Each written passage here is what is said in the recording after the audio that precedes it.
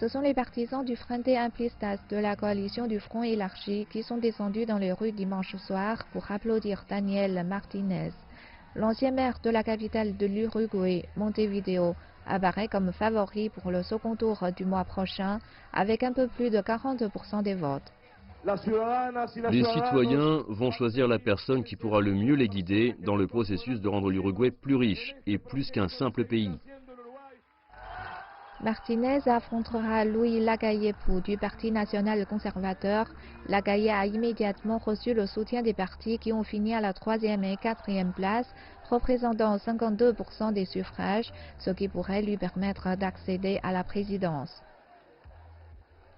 Le prochain gouvernement ne sera pas un gouvernement du Parti national. Ce sera un gouvernement multicolore dirigé par le Parti national.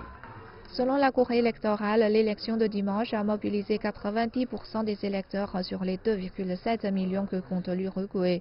Le second tour promet d'être très disputé. Gerardo Gaetano, analyste politique à l'Université de la République de l'Uruguay, dit que les résultats sont la conséquence d'une fatigue politique et d'un désenchantement quant à l'économie. Le chômage a augmenté. 60 000 emplois ont été perdus, ce qui est beaucoup pour un petit pays comme l'Uruguay. Il y a un déficit budgétaire de presque 5% du PIB, parmi d'autres chiffres négatifs. L'élection de dimanche comprenait également le référendum Vivre sans peur, qui parmi d'autres mesures proposait de déployer des soldats pour renforcer l'application de la loi.